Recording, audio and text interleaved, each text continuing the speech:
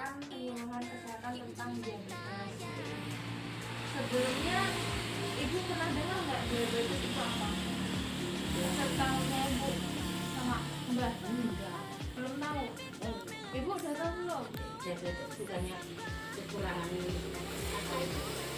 Diabetes itu bisa jadi kekurangan ataupun kelebihan gula darah. Jadi diabetes sendiri itu tuh penyakit gangguan metabolisme kronis yang ditandai dengan peningkatan kadar glukosa di dalam darah.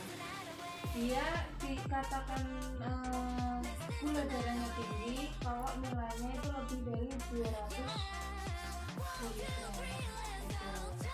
Kemudian yang disebabkan karena ketidakseimbangan antara suplai darah. Biasanya nih gejalanya yang pertama itu sering kencing, yang kedua sering makan, terus yang ketiga berat badan turun gitu. Ini biasanya sering kencingnya nih sering kencing saat malam hari itu gejalanya. Untuk prinsip dietnya nih dari pola makan penderita diabetes sendiri ini itu harus menyesuaikan makanan dan waktu makan untuk kemampuan tubuh dalam memprosesnya. Tujuannya apa? Tujuannya yang pertama untuk mempertahankan gula darah, yang kedua untuk mencapai berat badan yang ideal, kemudian yang ketiga untuk meningkatkan derajat kesehatan. Nah, tadi kan udah saya sebutkan nih gejala-gejala tentang diabetes. Itu kan ada 4. Coba ibu sebutkan kembali. Kalau yang sering Nafsu makannya bertambah. ya, kemudian berat badan turun. Kemudian ada prinsip ataupun jadwal cara mengatur makanan buat penderita diabetes. Itu yang pertama jadwalnya nih harus diberikan makanan saat jam 7 pagi itu dikasih sarapan, kemudian jam 10 nya itu sering makan paginya, kemudian jam 3 nya itu kemudian jam 1 siangnya itu untuk makan siang, kemudian jam 4 sorenya itu untuk makanan seringan yang kedua, misalnya kayak cemilan gitu ya mbak itu. Kemudian untuk yang pukul 7 malamnya itu untuk makan malamnya. Dan kalau misalnya malam nih jam 10 itu lapar lagi, itu bisa buat bisa makan cemilan lagi. Kan gejala orang yang mengidap diabetes tadi kan makannya kan nafsu makan kan meningkatkan ya bu gitu. Kemudian adapun jumlah makanan nih, jumlah makanan yang boleh dikonsumsi dalam sehari itu ditentukan dari seberapa besar ibu sudah melakukan aktivitas.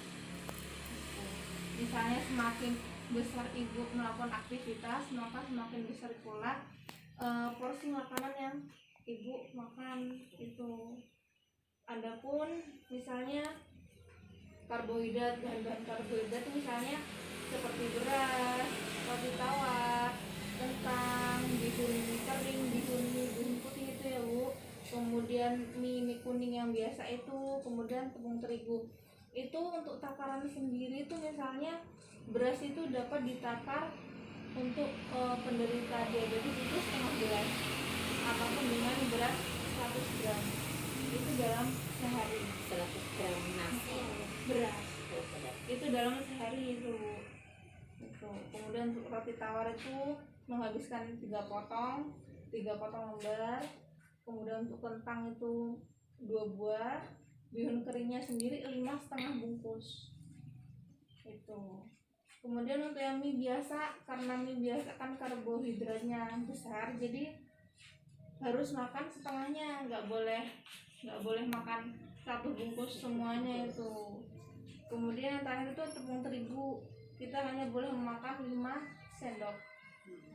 Kemudian untuk jenis makanan sendiri nih, yang pertama harus mengurangi lemak, minyak, dan gula-gula. Terutama gulanya harus diganti dengan gula jagung ya bu. Hindari makanan yang mengkonsumsi makanan gula yang pakai gula biasa harusnya diganti dengan gulai jagung gitu. Kemudian daging, pengganti daging dan protein lainnya. Susu harus menggunakan kayak susu buat orang-orang diabetes, jangan beli susu yang biasa gitu. Kemudian buah-buahan boleh, sayur-sayuran juga boleh. Jadi tadi kan udah saya jelasin nih Bu tentang penyakit diabetes, dari pengertian, tanda gejala, kemudian diet penyakit diabetes, penderita diabetes. Nah, sekiranya kalau misalnya Ibu belum mengerti, belum paham, kalau misalnya ada yang mau ditanyakan, silahkan. Ada yang masih belum, misalnya ada yang mengganjal, gimana sih cara mengukur takaran untuk makanan penderita diabetes setiap harinya gitu. Misalnya gejalanya itu awalnya apa? Itu gejalanya tadi kan seperti yang di sini Bu, dia sering kencing malam. Maksudnya misalnya sakitnya, misalnya ada sakitnya sebelah mana, apa cuman itu aja?